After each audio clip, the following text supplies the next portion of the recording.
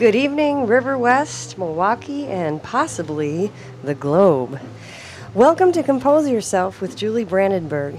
This is a talk show about local music as well as a radio workshop for songwriters and composers. We are broadcasting from the River West Film and Video Headquarters on Center Street in the heart of beautiful downtown River West. We don't have Spencer here to do our sound effects, which would be right there, but if you can hear the band in the background, we are being serenaded by the basement band that practices here, so that's extra fun for today. Disclaimer. My name is Julie Brandenburg, and I'm the producer of this show. The things you will hear over the next 2 hours represent the views of me, Julie Brandenburg, and the people on the panel. All opinions and quotations in no way represent River West Radio and are the sole responsible of me, the producer, guests, and callers. River West Radio is not liable for any legal issues arising from the content of this program. Ooh, scary. I didn't know I had this kind of power. Got that over with. Each week, I will have a panel of songwriters, composers, students, and listeners here to share songs and discuss the craft of songwriting and composing. With me today in the studio is Jacob Mushin, bass player for the Freddie Lee Band, and Emily Zimmer, guitarist for the Freddie Lee Band. So, it's the 4th of July, and I had to come up with some sort of theme because it's the 4th of July. So I'm calling today's theme All for One and One for All. In the spirit of the holiday, we're going to address two kinds of freedom in this country. The freedom of the individual and the rights and freedom of the citizens as a whole. I think that a lot of what the two political parties are arguing about right now is what the balance is between these two poles, what that balance should be. In my mind, people's individual freedoms should exist in harmony with the rights of the collective. I don't want my government telling me what I should do with my body or who I should be allowed to marry, as much as I wouldn't want the government to tell me what kind of music to listen to or what kind of art to look at. We are a nation of individuals, but I do think we are collectively responsible for each other. What I'm really speaking of here is the issue of individual greed. There are times when it is appropriate to look out for yourself so as not to cause a burden to others. If you ask me to lend you some money and I can't even afford to eat this week, I'll have to say no.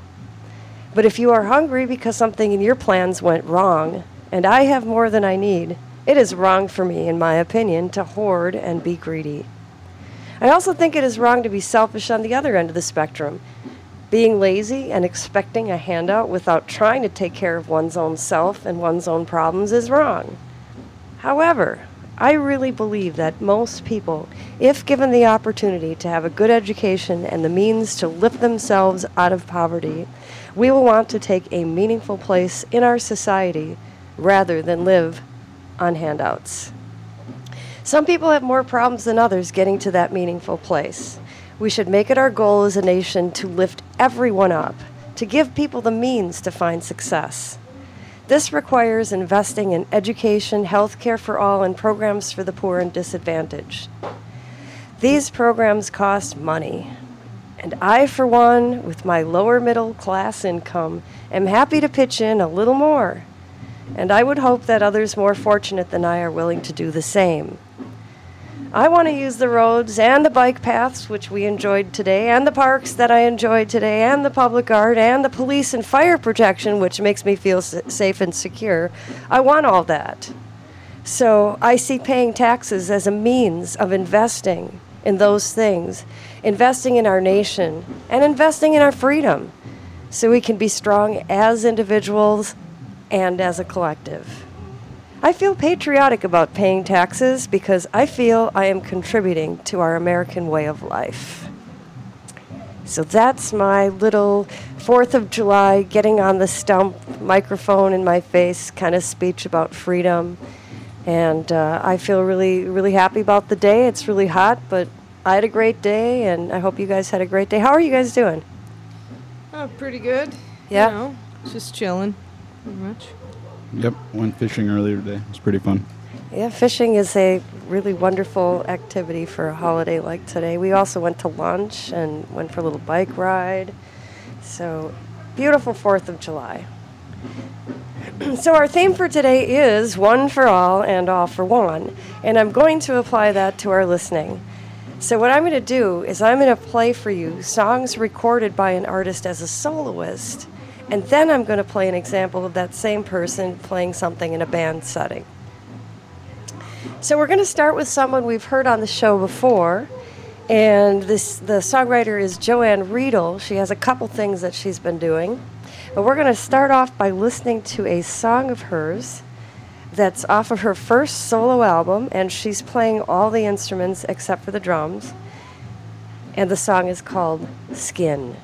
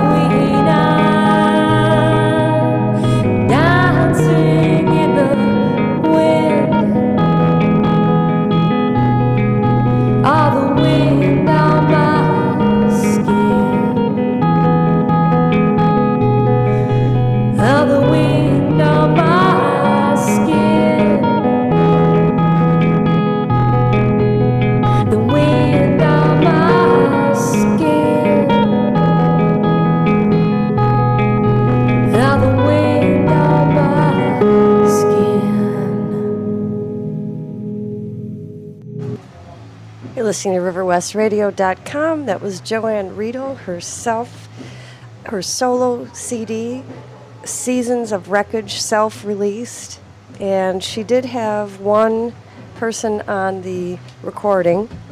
She did get a drummer to play, but she played bass, she sang, she played guitars. Scott Hellquist is the drummer on this, but all the words and the other production was done by Joanne. So this is just sweet, and I picked this one because it's the quietest one on the record. It's almost kind of like a little interlude between, just kind of nested between all these other songs. Yeah, it's minimalist and simple and beautiful. I mean, when you handed me the lyrics sheet, there was hardly anything on it, but I mean that in a good way, you know. Mm-hmm. Mm-hmm. Yeah, it was only a few chords, but it was a very pretty song. And her vocal improvisation is very nice. A few notes that you wouldn't have really expected. It kept the song interesting. Mm-hmm. It was one of those cases where it's almost like it sounded stream of conscious kind of a feel, but necessarily didn't sound like it wasn't organized, and it never really went to any other chord progression. It didn't need to. It's like I said, it kind of nests in between two other songs, so it's almost like an interlude in and of itself, a break from the full band experience, because there are drums on the rest of the tracks, but not that one. Yes, stream of consciousness, there's something to be said for that kind of writing. People can oftentimes be on one of two extremes with their opinions about someone else's music, I suppose. Either they're going, oh man, that was the most complex, awesome, progressive, mixed up, complicated thing in the world, and it was so awesome, and that person only played 2 chords, so therefore the song sucked, you know, or whatever. And you can't you can't deny, I guess, the beauty and simplicity and kind of stream of consciousness kind of writing. It doesn't necessarily have to be organized in a complex way. It doesn't have to have a lot in it to be good, I guess, to be good quality. Were there a lot of Or- suspended chords in there? It sounded like she was suspending chords and then resolving them in kind of almost a circular way, like it resolved for a second and then it went right back to the suspension. Sure, well, there's from a guitar player's perspective, I guess you would say there's just a running melody going in there behind, you know, like it was 1 or 2 chords. Yeah, it's almost like the top note of the chord progression became a little like counter melody to what she was singing. Yeah, for sure. And, you know, I was talking to somebody the other day about kind of the era of interludes as far Okay. as albums go. Now, when was this album made? This is 2006, I think this Okay. was. Yeah. Okay, so that's past the era of interludes. But a good interlude is underappreciated these days, or just not there to begin with, because when people used to make albums for the sake of buying the whole album, Right. instead of being able to pick and choose just one song that you like or whatever songs that you like, you'd have to listen to the whole album to see what was on it. Like in the mid to late 90s, for example, everybody was putting tons and tons and tons of interludes Sure. in their albums. Yeah.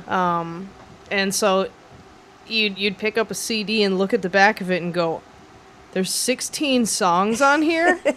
But then, you know, every 4th one or whatever is some kind of interlude, whether it be a little song like that, Sure. or people saying goofy things, or totally out of control, pointless stuff. I mean, it kind of got to be a fad to where it was kind of pointless and not very funny. And Right. I you know, can think of some examples where it's just like you're just putting on these little found clips from old movies just to be witty or trendy or cool, Yeah. and it doesn't really do anything.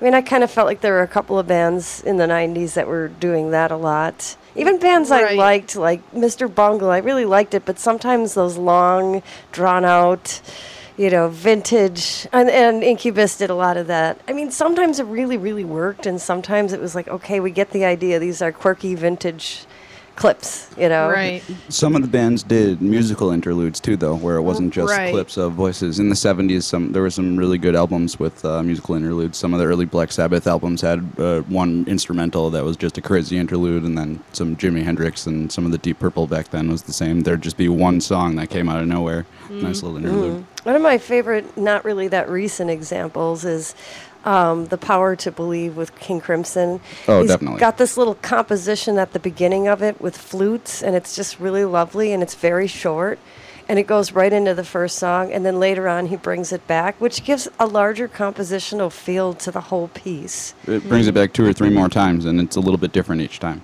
Right.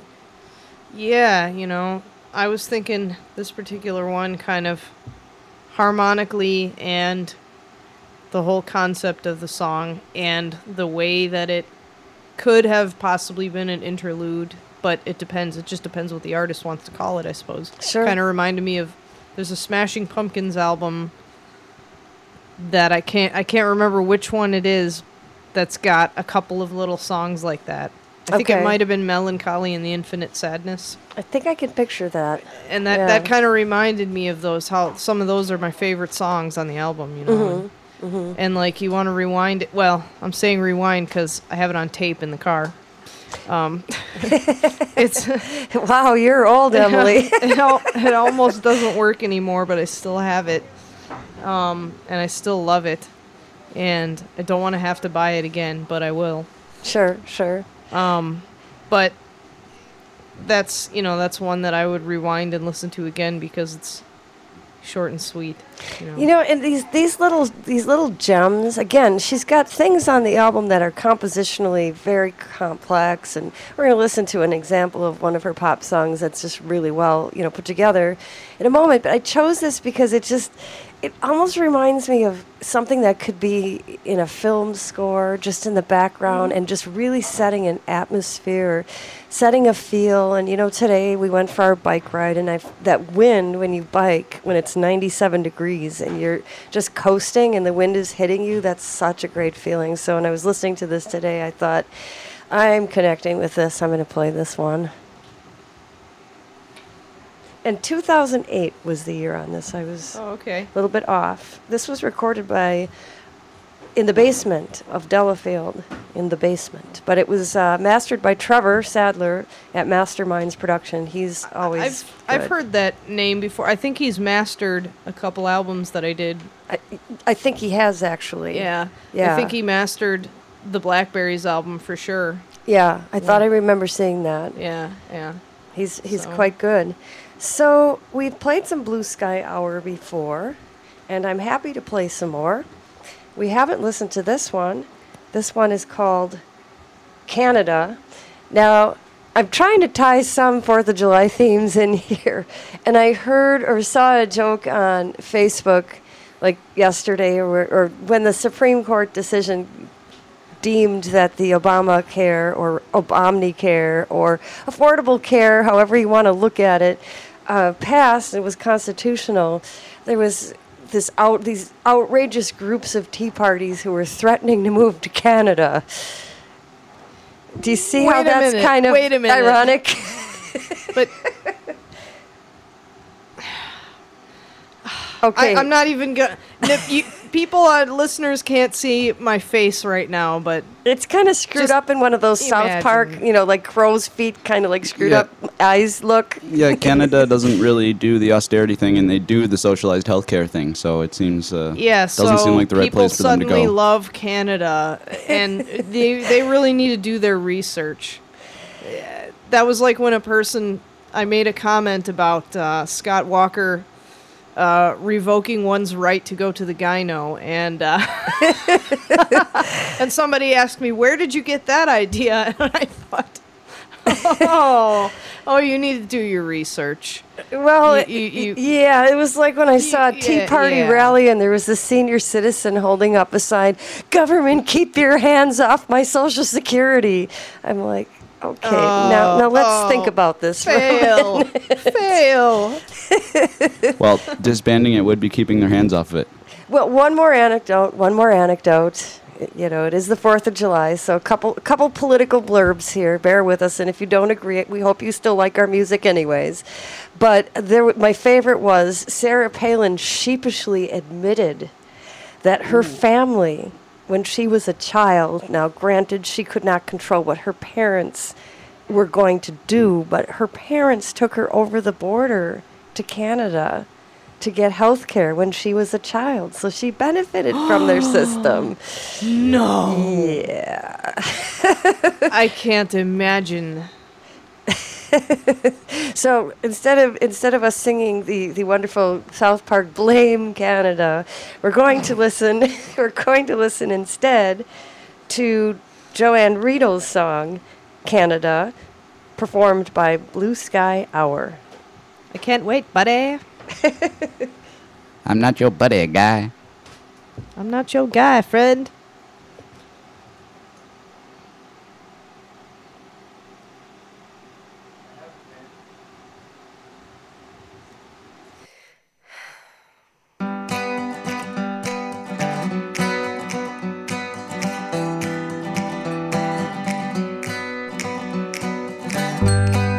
Take my hand and we'll run to Canada.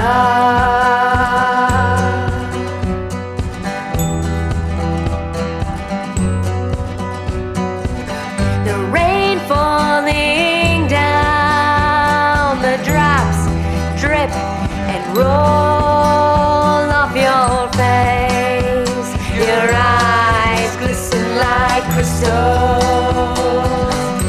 in the dim light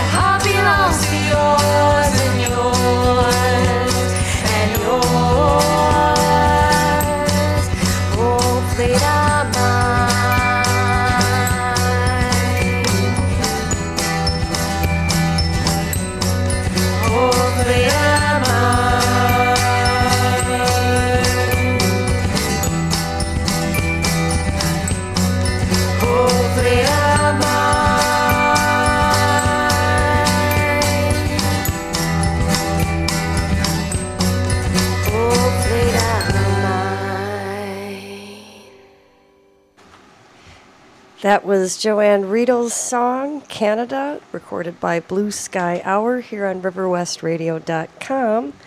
On this recording, playing stand-up bass was David Salentine, and electric bass as well, and he's singing some background background lines of music. This was a background what, Julie? I don't know. One of those things. You help me out. Background singing. So this was a 2011 release, and I can't say for sure where they recorded it, but I think it might have been the same place. So just love this charming song, and the words are just darling. And listeners can't see, but let me ask you, Julie, does Joanne handwrite out all of those lyric sheets? She does. This is so wonderful because she decided, I think, on the recording to just remove one of the verses. So she just, on the lyric sheet, she just crossed it out. I like that, though. People used to do that when people used to buy entire hard copies of albums as well. Sure. You know, I mean, I like that she does these things. By used to, I don't mean that these things are outdated. I mean that these things are underappreciated and underutilized. Yeah, I mean, and it really is good to get if you are really into music, to get hard copies of the albums that you like, because you can see a whole nother element to the person's artistry, creativity, and you get the lyrics, and you get the information. When I download an album from anywhere I can download an album from straight to my computer, I don't get the album art or the information about who's playing what on what. Sure, and sure. you might be surprised about what musicians are working together throughout the years. And Blue Sky Hour and Joanne Riedel, all of those people have definitely been in a lot of projects. And sure, like the Barretts. We've played the Barretts. This is totally different than her work with the Barretts. Yeah, but different, but yet expresses Joanne's versatility, certainly, her music, her compositional skills. Absolutely.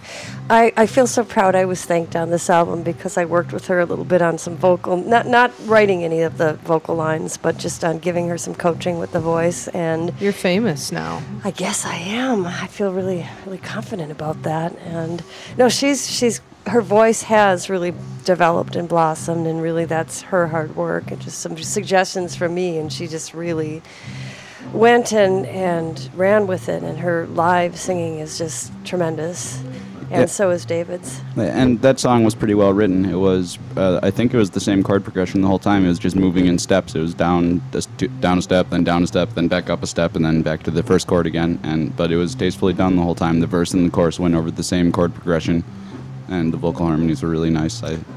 Yeah, I think when she keeps songs simple, what I've noticed is she then works with the arrangement of it. So it's like it starts out real quiet, and then she starts gradually layering the sound. The bass doesn't come in right away, for example. And the drums, too, a lot of the time. That it starts without any rhythm section at all. Now, have we heard that xylophone or bells or whatever was in the background there? We've heard that in something else that she did. Yes. That was another Blue Sky Hour song, yeah. Right, okay, that was, yeah. I think that was called Winter, another winter in Wisconsin. She's got a lot of weather kind of themes. The first song is Static on the Radio. The second one is called Snowsuit. And then the winter one is the one we heard with the little bells, which really makes it sound like sparkly snow. And then she's got one called Fever. She's got Canada. So, yep, a variety of moods, but very, very good work, very enjoyable. So, yeah, that's kind of what we're doing today. I'm playing for you a solo version of The Artist, and then I'm playing for you an example of something that they do when they collaborate with a group, just as kind of to parallel my individual freedoms are great, but the collective good is also great, and we need to kind of balance that. Well, Spencer's not here, but maybe you can hear the band in the basement, and we'll have that be our music for our shameless, self, promotion. And since we don't have a guest, I picked two pieces by me because they were readily at hand. And I have to say that I'm really, really loving the songs and the music that we've been playing. Some of the people I play are really good friends. Some of the people I play I don't know at all. But if you've been listening, or if this is the first time, I'll just say, we play everything. So I enjoy original music of all different styles and stripes. And we need some new stuff because I tend to seek out who I know and what I know. But if you come to me, I'll probably be very interested in it. So we need to get some new stuff on here. And bring the original music into the fray. Bring original music into the fray. Then there'll be less shameless self-promotion. Now, Julie, can they email you with that information? Yes, they can. Thank you. That would be at TrueJules, TrueJules, at yahoo.com. So that's where you can give me some information or some suggestions, or you can tell me whose music I should be playing, maybe yours. Maybe you want to be on the show. Or send us a song, whatever you got. Yeah. We've got some guests lined up. Next week we're going to have, he goes by Hobbs. His name is Robert Deutsch, but he goes by Hobbs.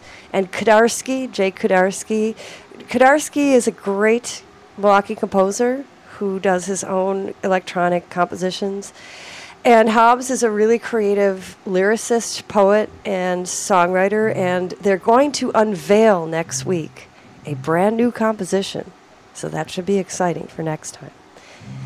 But for this time, I'm going to play for you a song called Box of Clothes. So here's my example of me, just me, little old me and the little old piano.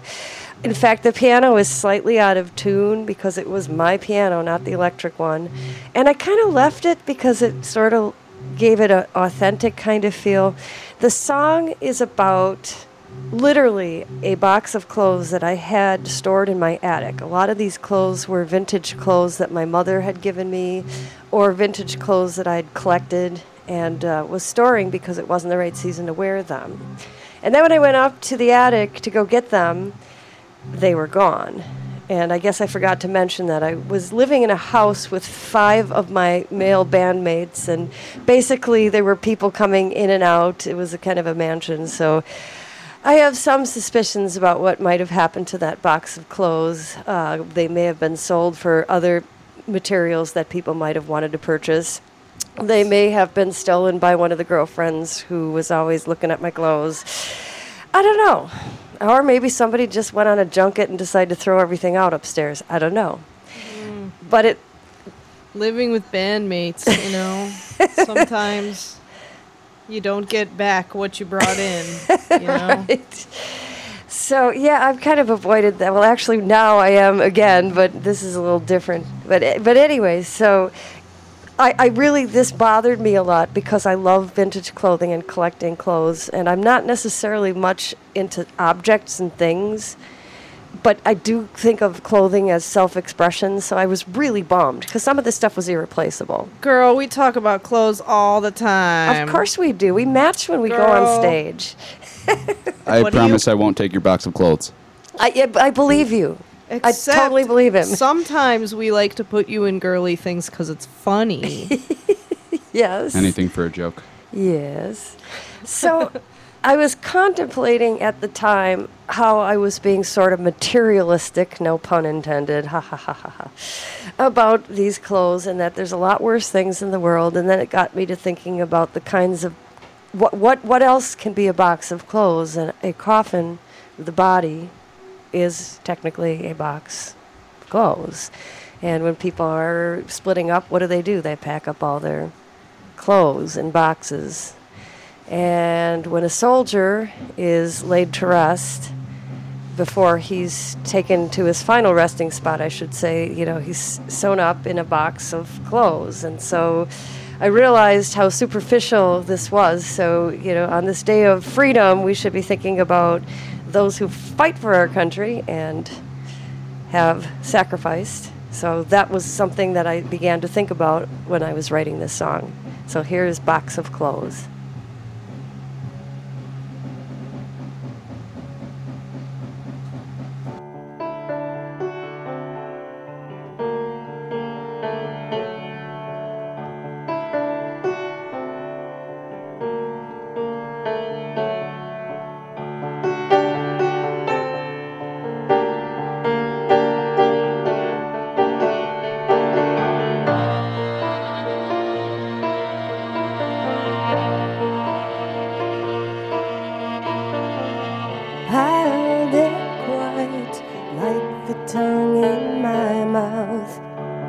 box of clothes of friends stole and sold.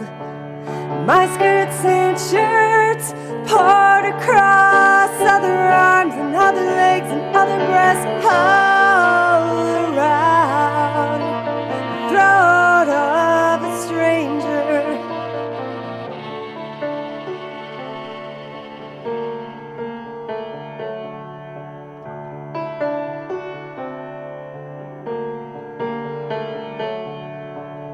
Filed away the jackets and the pants of the dead or of the living. Archive of sins, picnics and weddings and meetings and funerals. Every stain has a story.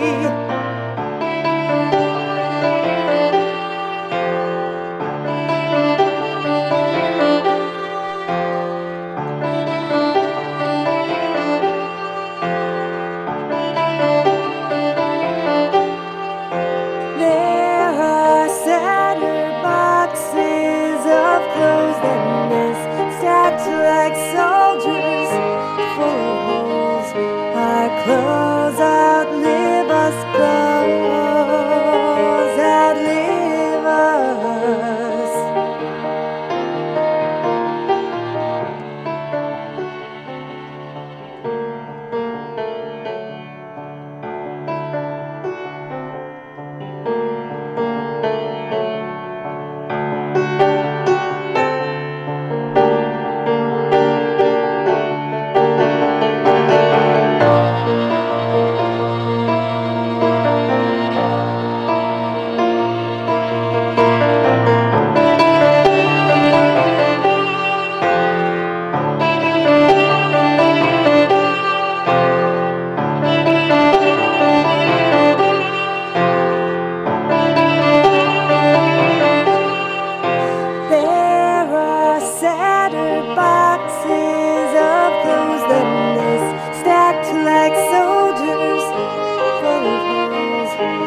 Clothes outlive us, clothes outlive us. There are sadder boxes of clothes than this, stacked like soldiers full of holes. Our clothes outlive us, clothes outlive us.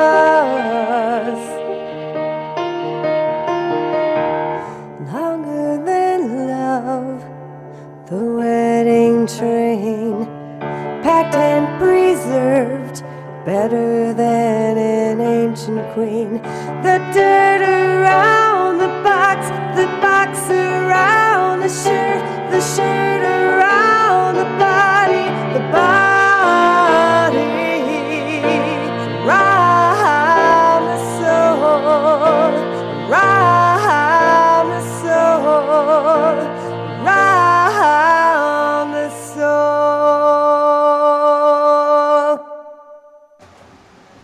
You're listening to Compose Yourself with Julie Brandenburg at riverwestradio.com. You just listened to one of my songs, Box of Clothes, and that was Tom Hansen playing the violin on that recording. Oh, nice.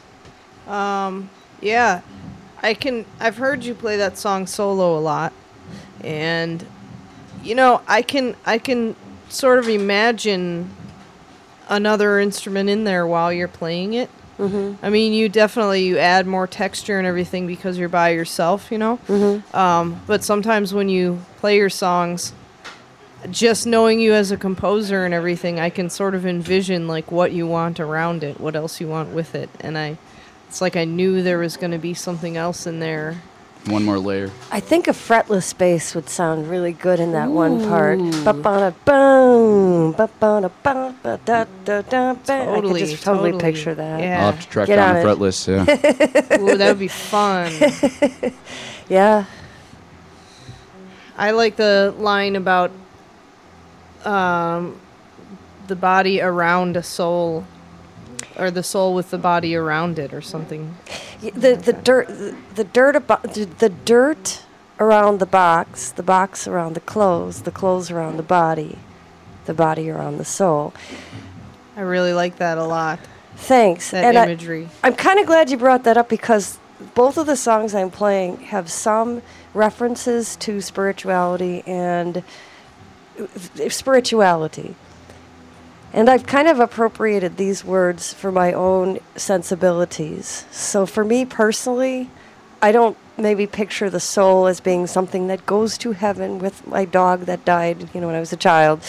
But necessarily the essence of who I am being around the body. Who I am is not the body, but it's also in my mind not something that's going to go bye-bye and I'll be reunited with my grandma and my dog. And that's just me. But I'm okay with people interpreting it however they like to. To me, a soul is the thing between my foot and the bottom of my shoe. I could have spelled it that way, but I would have had to write a song about shoes instead of clothes. That's the trendy thing anyway. Yep. My soul is made of rubber, and it's also my favorite Beatles album, There you go. which has some excellent songwriting and innovative composition in it as well. Yes, absolutely. That's a great album. So, yes, the second song I'm going to play is, I still consider this to be in the demo stage because until it goes out for purchase, it's still a work in progress. The song is called Night Blessing, and once again, blessing is a word I've appropriated for my own sensibilities. In this case, I found it to be a relief to be able to fall asleep. I have chronic insomnia issues, and sometimes I can't fall asleep, so when I do, it is definitely a blessing. And I fell asleep on the couch, and I have all these portraits that I have done of some of my friends and bandmates. So, you know how when you wake up and you don't know what time it is and you're groggy and you don't know because it's dark and it was light before, it was light and it's dark now or whatever. And I woke up and all these portraits of my friends are staring at me from the walls. So there's a line in there, the friends I have made on the wall. Literally, these were them. Surprise! Sure, so I'll play it for you. I'm pretty sure that you haven't heard this one, Emily. This is with the new band in Chased, although it's some old members, people who have put this demo recording together with me that are not going to be able to continue. And I'll play it and we'll talk about it.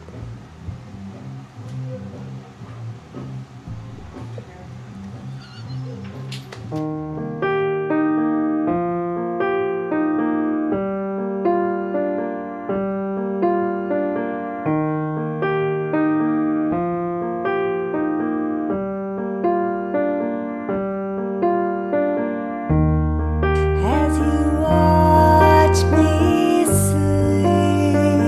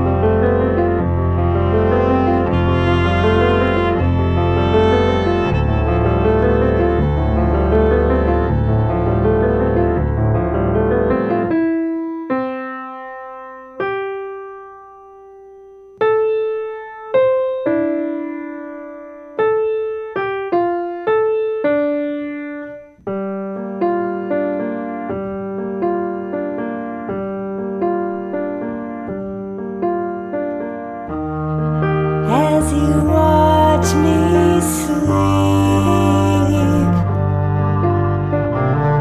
The eyes that never blink and never weep. Now that the song is told,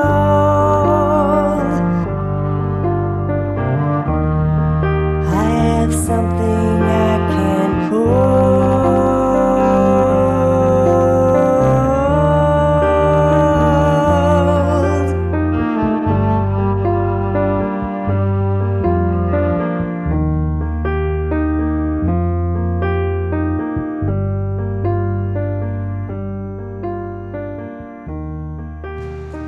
You're listening to RiverWestRadio.com. This is Compose Yourself with Julie Brandenburg. We just listened to a demo of one of my new songs called Night Blessing.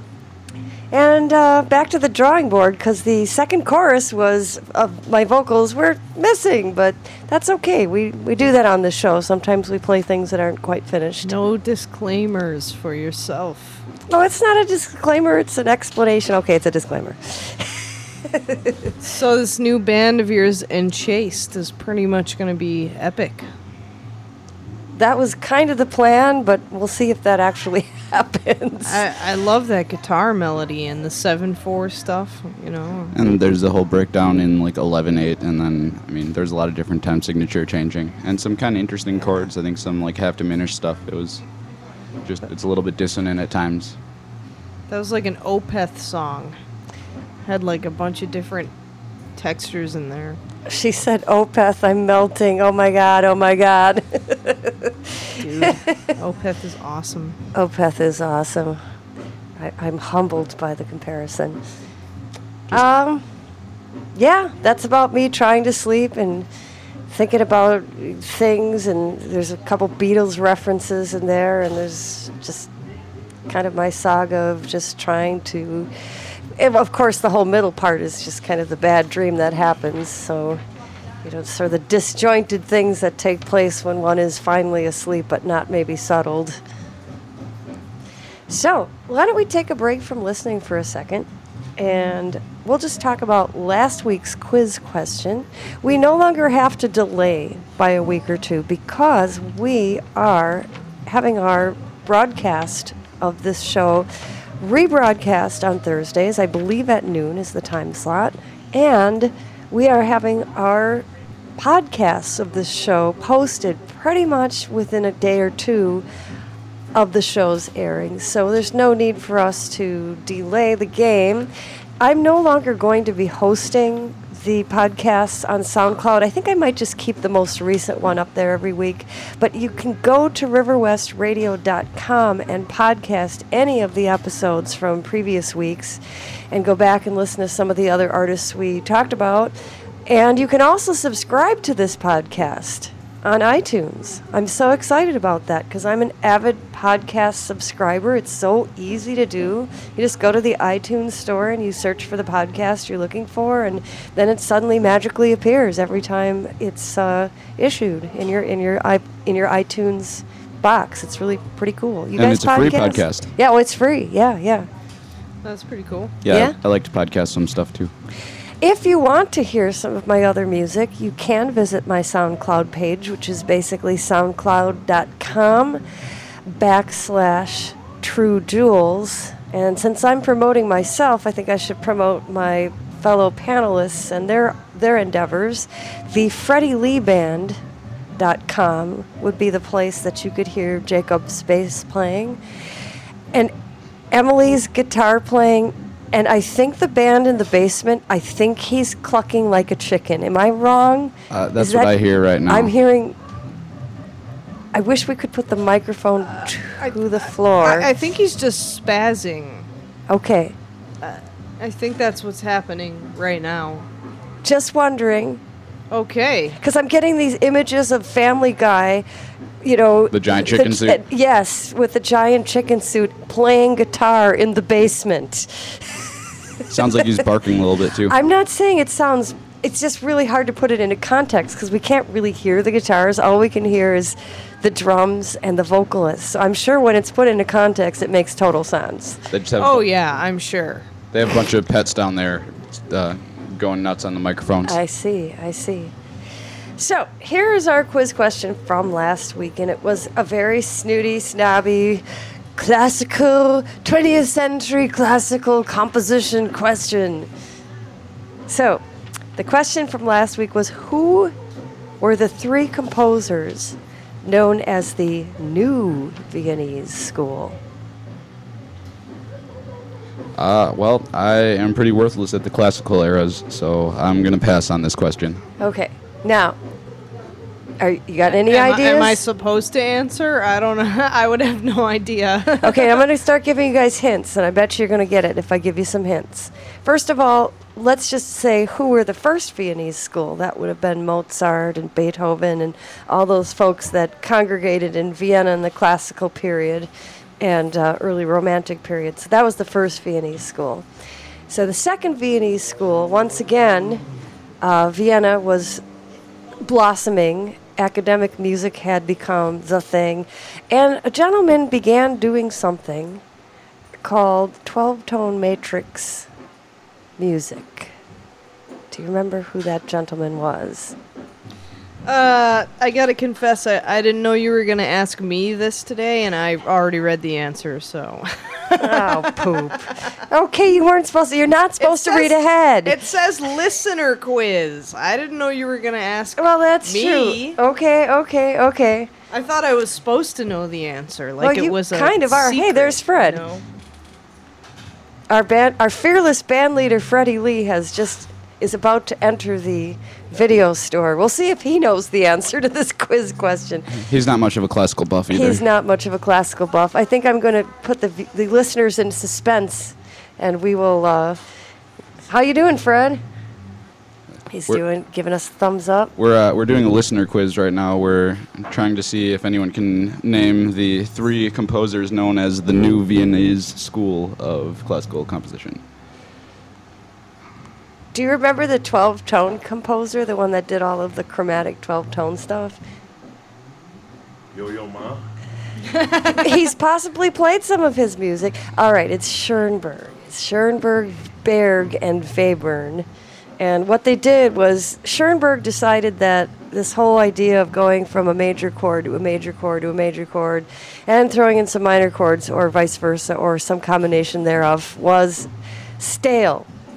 And so he decided that all 12 notes, so we're getting rid of scales, and all 12 notes, possible pitches, are now on equal footing with each other.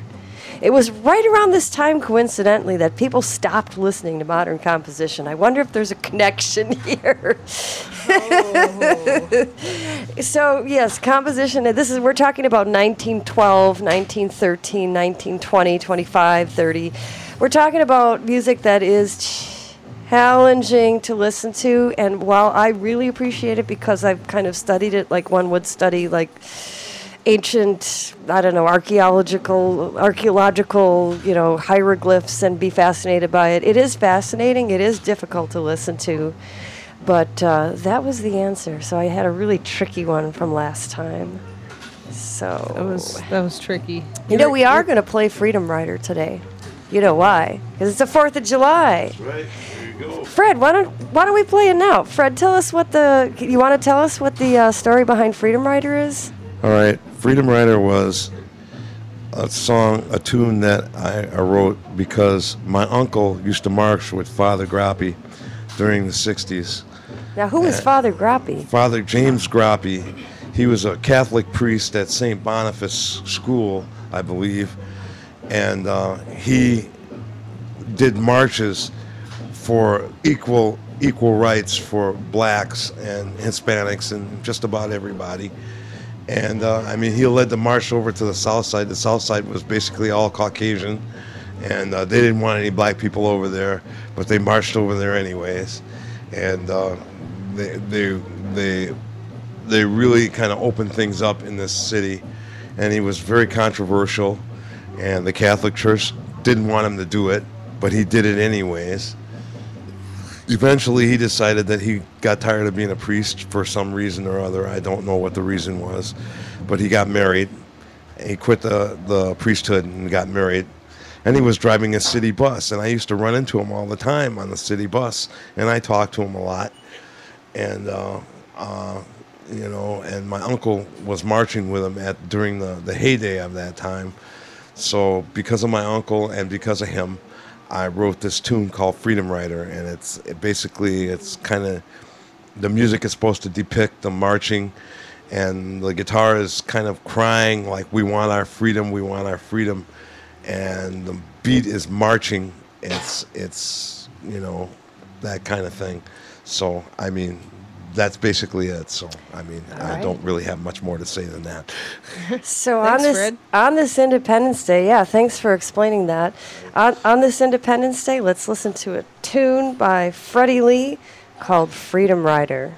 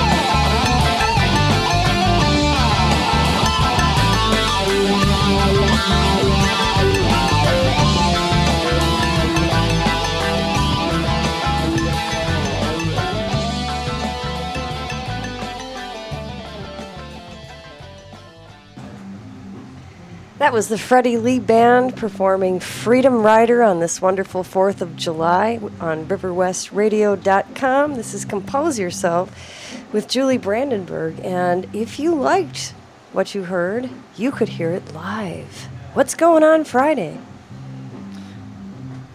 Well, Friday night there is a Freddie Lee Band show featuring openers Johnny T-Bird and the MPs.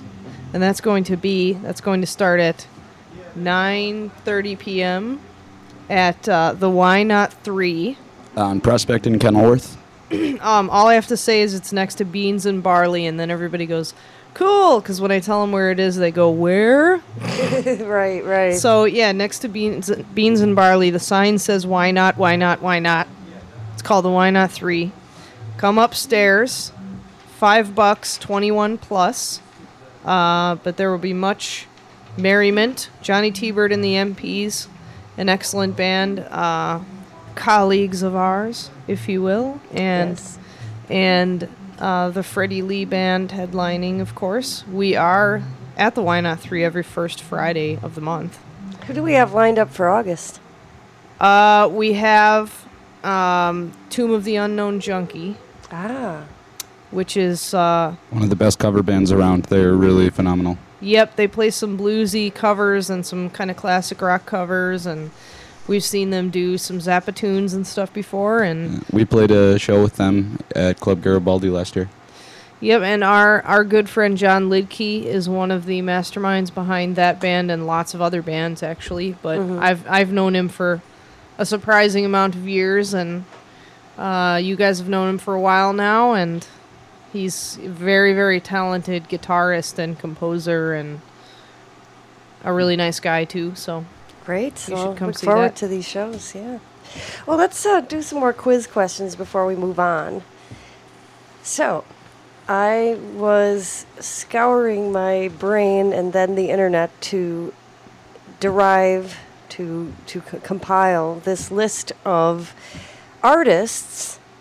So I'm going to give you a list of artists, and you have to pick out the artist that did not cover the Star-Spangled Banner. So there's quite a list here. So, you've got Jimi Hendrix, Kiss, the guitarist from Children of Bodom, whose name is Roop Latvala, Igor Stravinsky, the famous composer of The Rite of Spring. You have Radiohead, Pearl Jam, Peter Frampton, and Jose Feliciano. And one of these artists did not, on just scouring every corner of the internet, I could not find an example that was documented that they performed the Star, or recorded the Star-Spangled Banner. There are some artists here who are not from the United States. Right, That is so correct. What's up with that? some of them must have recorded it, if only one did not. Well, a few of these I definitely have heard recordings of the Star-Spangled Banner. So I can roll at least 3 or 4 of these out. I have not heard the guy from Children of Bodom do it, but I guess I wouldn't be that surprised. I have not heard Stravinsky do it, but again, it's possible. You're a little young for that, just so you know. I think Yeah. we all are. Yeah, I know, right? I have not heard Jose Feliciano do it either, or Radiohead for that matter. I feel like of all of these groups I've heard that I haven't heard do the song, that Radiohead seems the least likely to ever have covered the Star-Spangled Banner. I feel like they stand for too much that's anti-American for them to actually ever cover the Star-Spangled Banner, so that's my guess. You know, that's what I thought too. However, I'm going to go with someone I think is unlikely to never have played Star Spangled Banner, because I feel like I get the feeling that there's an element of surprise here. I'm going to go with Peter Frampton. All right. Are these your final answers? Final answer, Julie. Yes. Are you sure? Because it's always more fun when we have like 2 or 3 more people to talk about it. But it's just Deal. the 2 of you. So here we are. This is the deal. Okay. Well, I think we don't have to discuss the Jimi Hendrix because naturally, of course, we know. I'm going to Woodstock. drag this out. Just do you stop need- with the drum roll. Okay. Tell me when. Tell me when. I'll let you know when. So Jimi Hendrix, we all know, did that. Yes, at Woodstock, he did a very famous version. Yes, he did. And that's probably one of the most famous instrumental versions of that song. That's why I know the tune, but not the words. Kiss also performed the song, and it was recorded for the album I don't remember Kiss what the Alive 3. Kiss Alive 3. The guitarist from Children of Bodom collaborated with Tikkianmäki Attack, featuring Finnish composer Anssi Tikkianmäki to reinvent several national anthems on his new album Anthems, and that was, in fact, one of them. Whoa, he's got an album of like, Anthems. are they all national anthems or are they? I don't know. We'll have to check it out. That wow, sounds interesting. That sounds like an interesting idea. I hope he sure shreds does. on it. Okay. He does. Oh, you know he does. I want to hear Sweet Picking on the Star Spangled Banner. Pearl Jam, in fact, did perform the Star Spangled Banner. This Yeah. was actually a solo done by the guitarist Mike McCready. This was in 2010. I remember See, it. I would have guessed that because I think the guitarist is kind of a Hendrixian influenced kind of. Oh, very much so. Yeah, Yeah. in the albums they put out in the late 80s, you could totally hear the Hendrixian influence. Okay. And Jose Feliciano was widely criticized for his Super Bowl appearance of this performance. And are you familiar with Jose Feliciano? He is he's the blind. I don't want to say flamenco guitarist, but he does that type of Latin style. Finger style. Singer and guitarist, and was more popular in the 70s, but he had some hits. And we're actually going to revisit his music in another part of the quiz. So he was criticized because his version was too drawn out and bluesy, and that was not well received, except for it was well received by the person who hired him for the Super Bowl, who defended him to the end. So that means, Good. drum roll, that means, Emily, you were right. It was Peter Frampton. Aha! I felt the element of surprise. I felt it. Now, do you know why I kind of tried to trick you with that one? Do I know why? I Why? don't know. What would be going on in my head? Why it would Because make you get think that? enjoyment out of my confusion. But what was my thought process on thinking that you guys might fall for that? He's known 'Cause for he's- a certain pedal Because he effect. plays the wah-wah the talk guitar. box. Yeah. Actually, I just saw Joe Walsh play one of those last night at Summerfest. Oh, cool. How was that? It was awesome. It was awesome, yeah. He still got it. But, yeah, I thought he seemed unlikely. Peter Frampton seemed unlikely because he's a guitar guy, you know what I Right. mean? And all these guitar people, I was thinking, would have done it. Yeah, I just never would have expected to hear Radiohead cover the American National Anthem. And they did. That's yes. interesting, yeah. Yes, they Because that's did. what I thought of right away, for the same reasons Jacob did. I failed to make note of what particular performance that was, but it was on YouTube. I was able to view it, so Wow. it did happen. Sellouts. So Peter Frampton, the reason I thought you guys would fall for it is with the talk box. I could see that being a really cool way to make that song happen, because Jimi Hendrix capitalized in his version on the fact that there's a lot of large leaps in the melody. It moves around all over the place, which is exactly the same reason why it's impossible for normal people to sing it. And there's a lot of sustained Yeah. notes, too. And someone like Jimi Hendrix had sort of an infinite vibrato, so he could do whatever he wanted to. He could keep a note sustained for a couple minutes, or just some feedback sustained for 30 seconds. It was his way of doing it instrumentally was very unique, and that's why he's one of the only people who did it that way. Right, so I kind of thought maybe you guys would start picturing Frampton with his talk box, kind of doing it, and I was kind of hoping that you would start picturing that, and I didn't get you. Well, You won. yay. You know, that is a difficult melody, as you were saying. You know, you had said when you were teaching my vocal class, you had said, okay, guys, for your final exam, for your final performance piece, don't choose the Star Spangled Banner. I mean, number one, it's completely overdone, you know.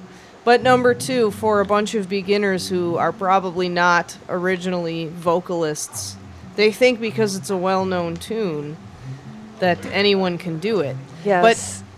But when you actually start to sit and play it, you know, it's in one of my students' level 2 beginning guitar books. And it's the last one, I think, in the level 2 book. And everybody wants to play it right away, but it's the most challenging thing in the first and second book. Well, sure, because the range of notes, the tessitura of the piece is like, you got to start really low, and then you have to be able to hit that really high note. Well, and they're not really common melodies or anything. It is hard to play on the guitar, too. You know, I mean, I don't think people know, you know. I totally agree, and unfortunately, there was one gentleman who did not take my advice in voice class with not doing that song. And like you said, I think, you know, the idea was, well, gee, I know it. That'll save me the trouble of having to choose something I have to learn. Oh, no. But knowing it and being able to sing it are not the same thing. Yeah. He was going to try out for Miller Park. I don't think that would have taken place, no. He might have fit in there. Needless to say, I think he would have been more successful at something else. So, it's a beautiful melody. I find the lyrics disturbing. I really wish we didn't have a national anthem that was about, you know, focused on war. I know that that's how we got started, and we had to fight for our rights and all that, and I appreciate that, and I respect that. And I certainly respect and thank all veterans and anyone who's serving, because these are folks that they don't question why. They just go because they want us to have our safety and freedom. So in no means am I trying to imply that I do not support the efforts that our troops make. But overall, I just wish our national anthem was about something more pleasant, such as This Land Is Your Land, which is a piece that was written by... Woody Guthrie, I believe. That is correct. You are correct. I was going to guess Stephen Foster. A little bit earlier. Stephen Foster. Now, Stephen Foster was a composer in the 1800s, like 1823. I'm just ballparking this, so, you know, I'll take a correction if anyone has it, but 1823, maybe 1890. He wrote the popular music of our culture at that time.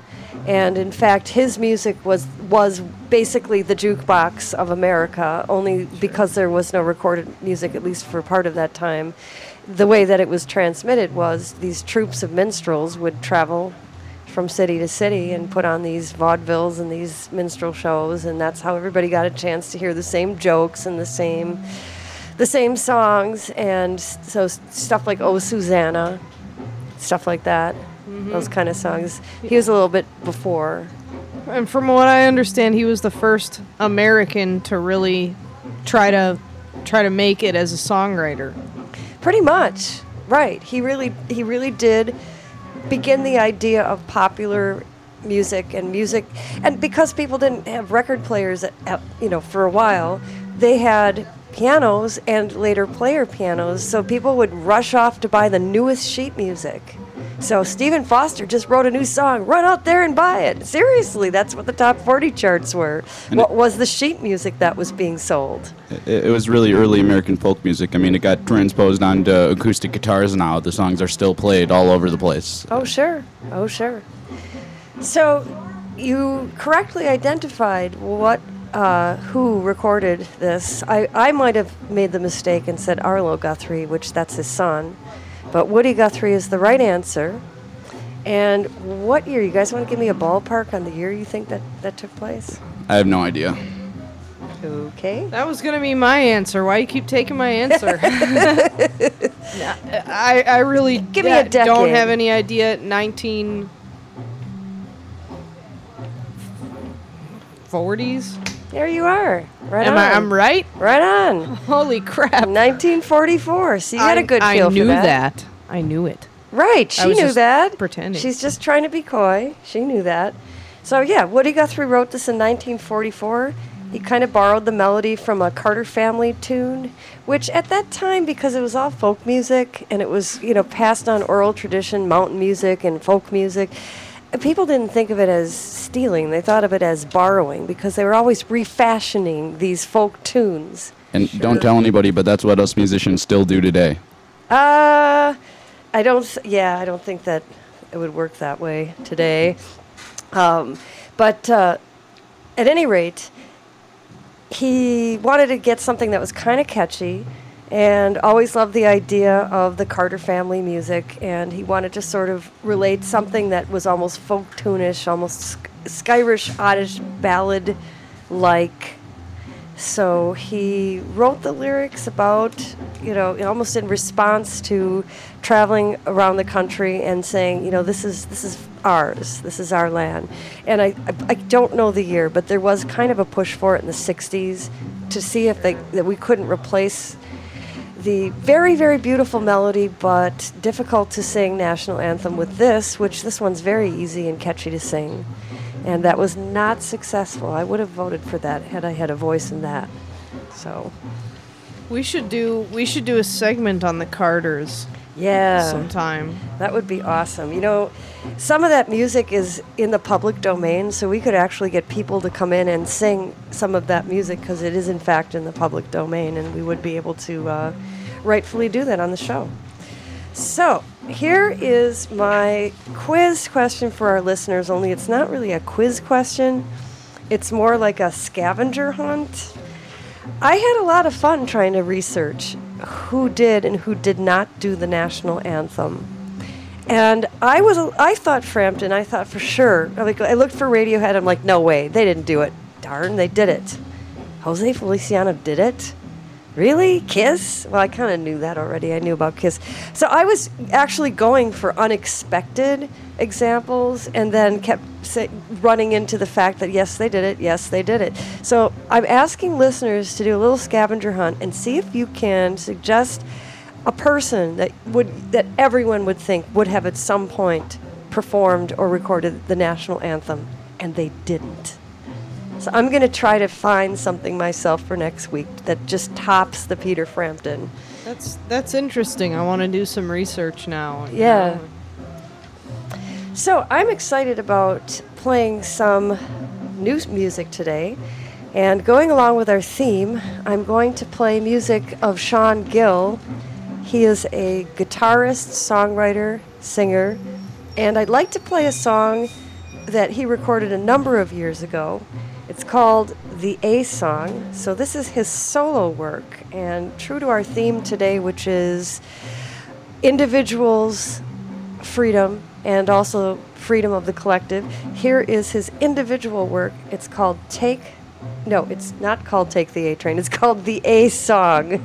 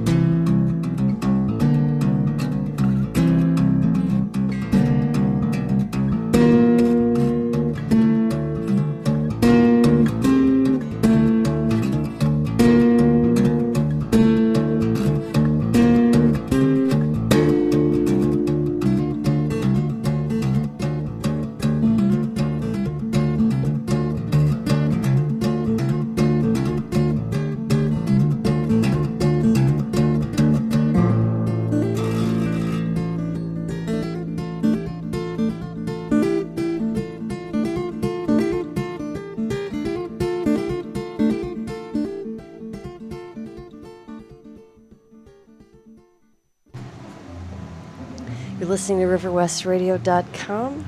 That was a song by Sean Gill. It's called The A Song, and it was just him on solo guitar. And I'm not a guitarist. I've seen him play this type of thing, and it looks so incredibly difficult. He's doing a bunch of tapping and stuff with his right hand, I bet. Oh, definitely. There was lots of little percussive sounds in there, and some of the time he was kind of like popping a string the way you would on a bass, just to give that real aggressive sound, real percussive sound. Yeah, it's like Leo Kottke or somebody.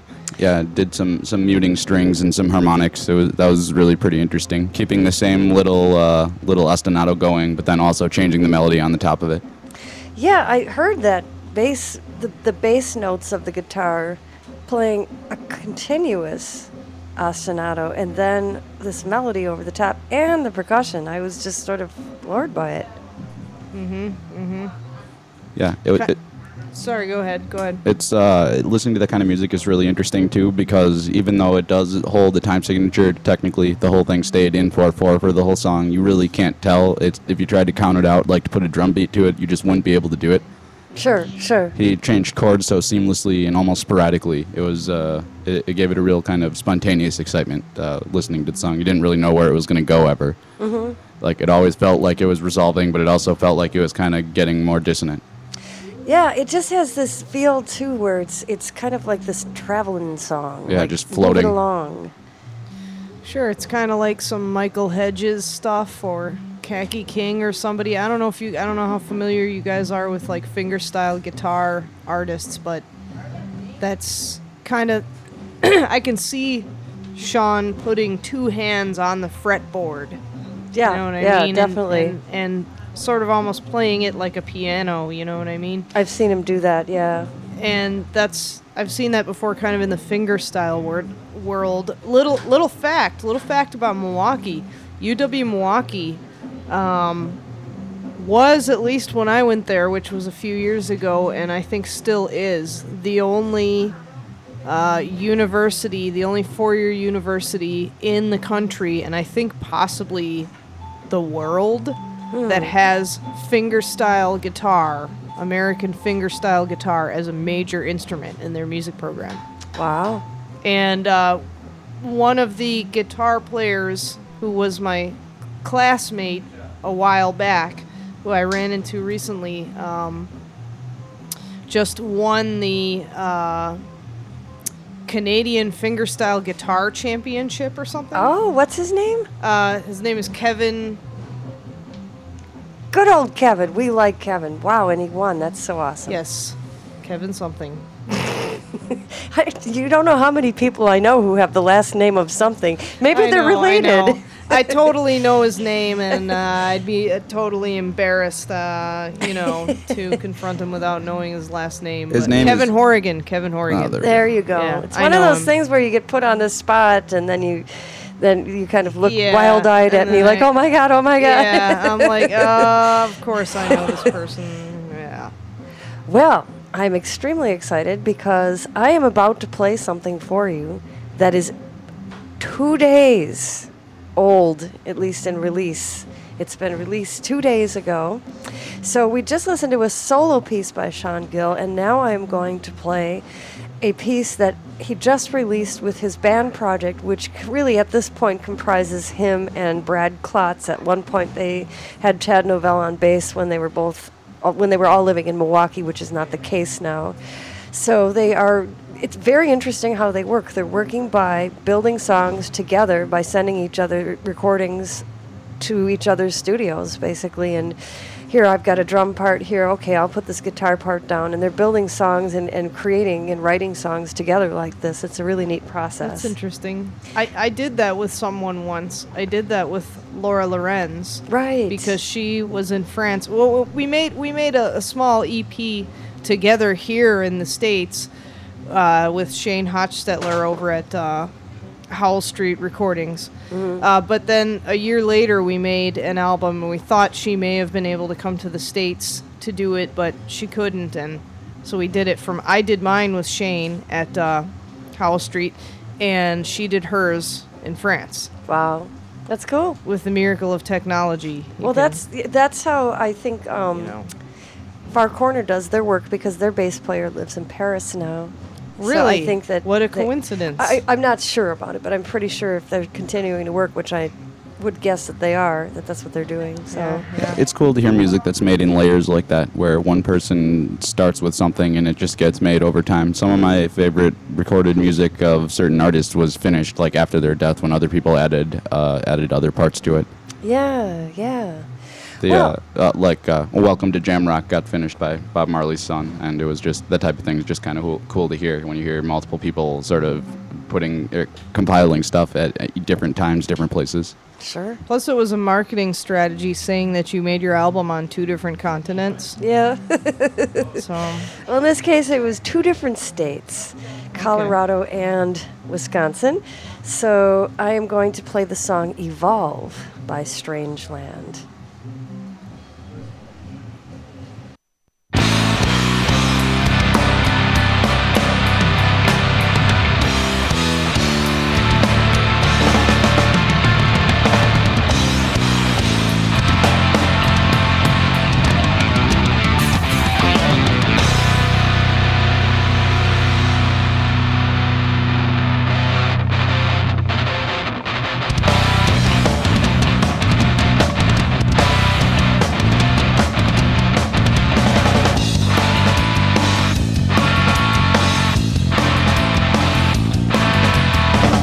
Frustration raging again. Feel like I'm at the back of the longest line. Stagnation rears its ugly head. I think it's time for a shift in the paradigm.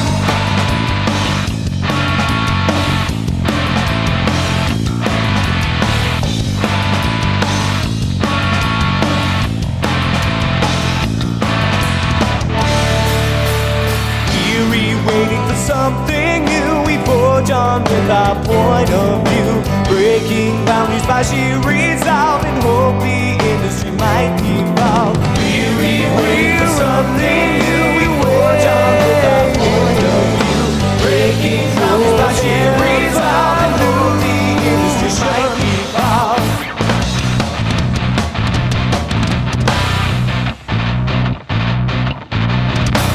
Right as often back the latest trends.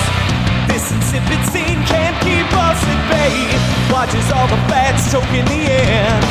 Without conviction, they lack the strength to stay.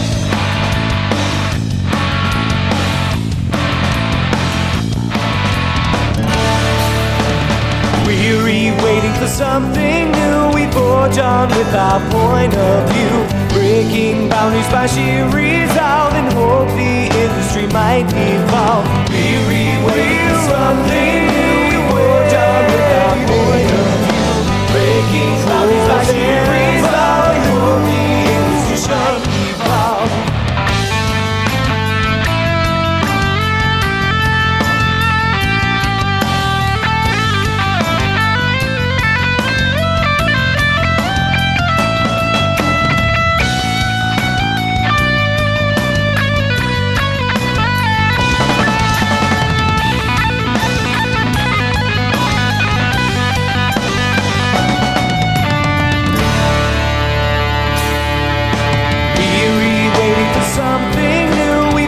On with our point of view, breaking boundaries by sheer resolve, and hope the industry might evolve. Weary, waiting for something new. We forge on with our point of view, breaking boundaries by sheer resolve, and hope the industry might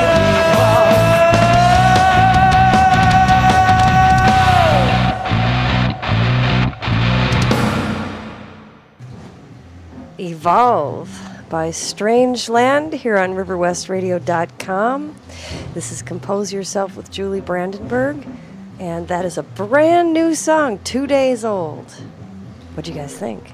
it kind of sounds like your music, Julie. Yeah, it was real heavy and some time signature changes. Most of it was in 4, but there is the one part that was in 7 that Yeah. is kind of mind-bending. Yeah, Jacob looked at me during that like tapping guitar solo or whatever and made his rock face. It was pretty. I was cool playing air guitar, excuse me. Because I was thinking that rock face in my head, and we kind of jammed out for a second here. Everybody wants to be Sean Gill. I know. That's right. He knows. I don't really think he like- knows. And I really like that vocal breakdown with like 3 or 4 part harmonies or whatever was going on in there. Now, I got to mention something. This is the third listening now. I listened to it twice today. When I first heard the vocal breakdown, I thought, well, now that sounds like another song that they have, which is fine. You know what? The whole rest of the song is different. And I thought, well, are they really just quoting them? I think that's a direct quote. This is the third time I'm listening to it. I'm like, that's a direct quote from another song. And I honestly am bad with song titles. I think it's a song off their album Catharsis. I'm not sure. I do think they're quoting themselves there, and maybe that's why they're calling it Evolve. You can do that, though. I mean, Yeah. self-illusion has been done since the 60s. The Beatles did it. They did the Glass Onion song, talking about a bunch of their other songs that they had done. They talked about the I Am the Walrus and The Fool on the Hill and Strawberry Fields Yeah, Forever yeah. and everything. You know, even if it isn't intended to be a direct quote, but just a similar part, I think it really works in the song. So, and I love it so much. It's really, really catchy. So I'm okay with hearing it again. I think that song is about being what it's. I think it says a lot about what it's like to be a musician doing original music right now. I mean, there's a whole line about we hope the industry will evolve. We're just going to keep basically the message to me, which I'm sure it's different for every person. But to me, it was like, we just have to keep doing what we're doing and keep evolving, and hopefully the industry will evolve so we can continue to do this. And, Right. You know. Great song. And boy, oh boy, Sean is really taken off as a singer here. He never was the lead singer for this band, and now that he is in that role, he's stepping up. I think this sounds great. He sounds great. I don't know what he sounded like before, because it's the first time I've ever heard his music, but I think he sounds great now. Yeah. He wasn't bad. He's just better now. Oh yeah, he Sweet. wasn't bad before, but he just wasn't. He wasn't accustomed to being a lead singer, so he wasn't using his voice like a lead singer. And now we've had a couple discussions and talked about how to get that lead singer voice sound. And he's one of these people that just made some adjustments and has really stepped up, sounding great. As you can hear, it's the 4th of July. We've got the fireworks going on in the background. What an exciting day. So the fireworks can sit in for Spencer's Kazoo as I approach another segment of the show. We miss Spencer's Kazoo, but we'll get to hear it next The week. fireworks, by the way, are for us. I don't know if you guys knew that. Oh, but, yeah. You know, Well- they're 'cause of Compose Yourself. You know. Well, yeah, it's a great show. I mean, yeah. We alerted them that we'd be, having the show, and Spencer wasn't going to be here, so... And then they gave us a key to the city and led us down the yellow brick road, and we got free lollipops. Do I get to wear red sparkly shoes? Sure, because I don't want to wear them. As long as we don't have to go to Kansas. Although Right. you'd be surprised the sparkly What, things this I isn't might Kansas? wear. Ah. So, this week, you are going to select the song that the artist who made the song famous did write. So, opposite of the normal. Well, we kind of changed it up. Yeah, we've been doing it the other way for a while. So, which one was actually written by the person who made it famous? So, the first one is Janice Ian. Now, these are all songs that I bet you guys would know if I just hummed a few bars and we pretended that wasn't the song that I was singing. Are you familiar with that 17? I don't know, but I'm sure if you hummed a little, I would know. I'm bad with Learned the titles. truth at 17 that love was meant for beauty queens. Oh, yeah, we yeah. can't That- sing don't- the don't rest exceed of 7 the seconds. song because. But right away she knew it. She knew it. She's playing air Totally. drums to it now. She knew it. So that's Janice Ian. Jose Feliciano. Ain't no sunshine when she's gone. So I think everybody knows that one. Ain't no sunshine when she's gone. Roberta Flack, killing me softly with his song. Because I can't sing it as good as Roberta Flack, I had to make it silly. Strumming my life with his words.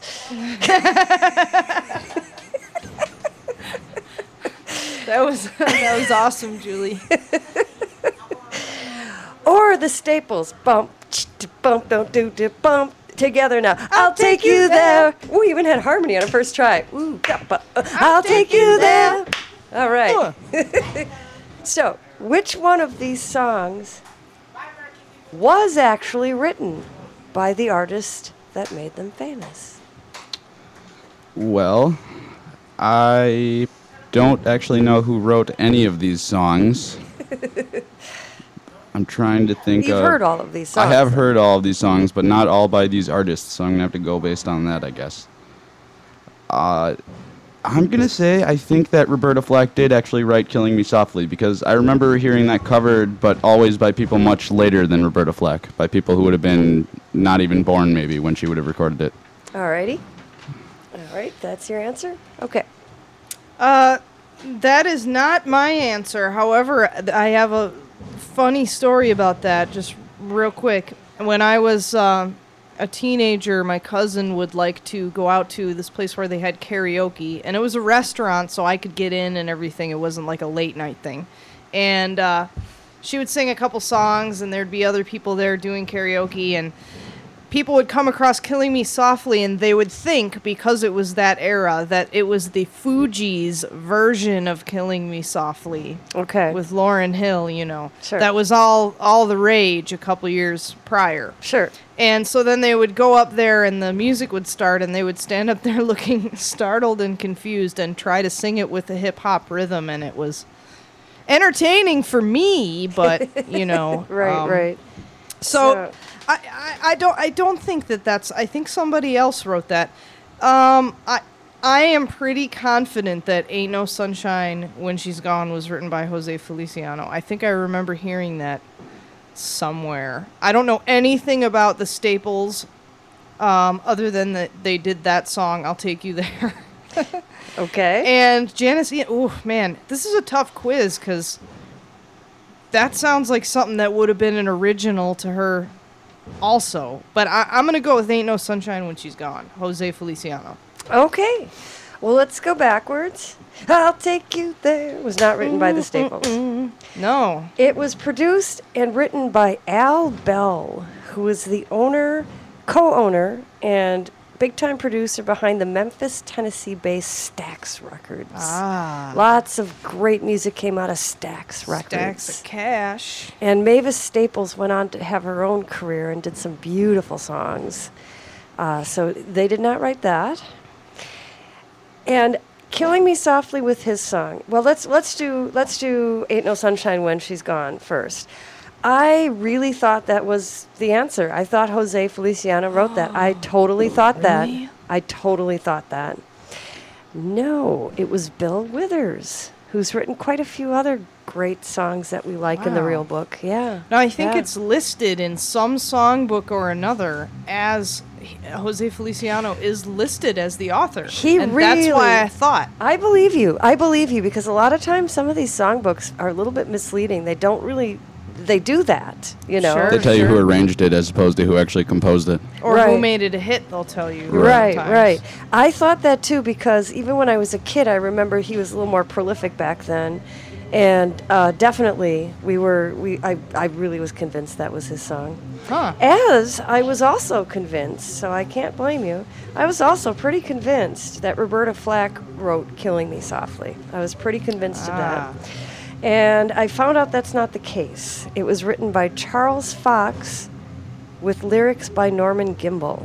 It was written by dudes. It was written by dudes. Actually, that kind of makes me like it more.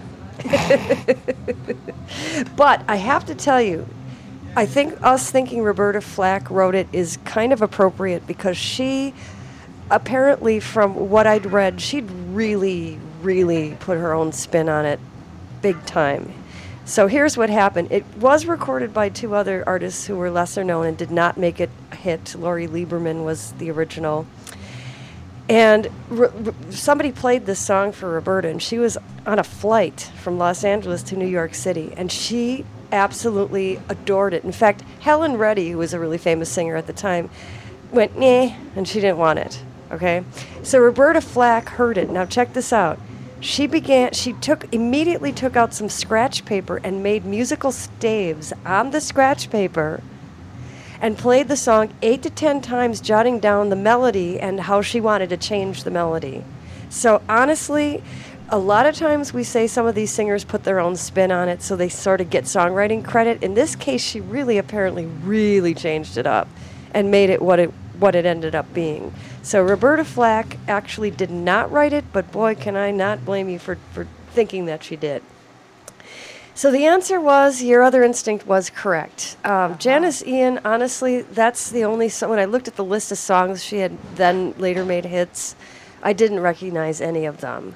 But she actually did write that song herself. And, you know, I thought that was a Phoebe Snow song.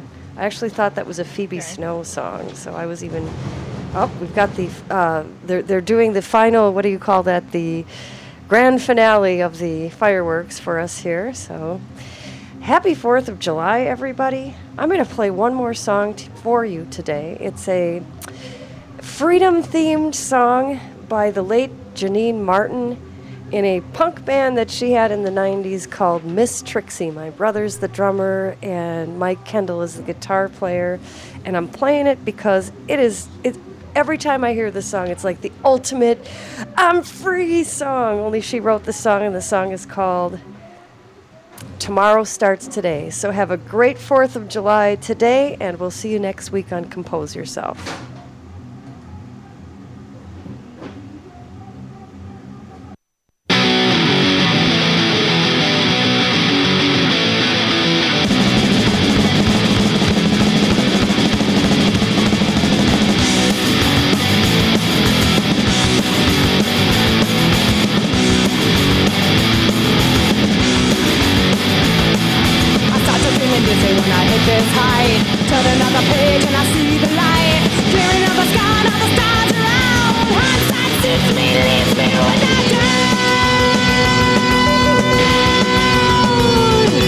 Another sun has risen in the sky today. Feel a little weary.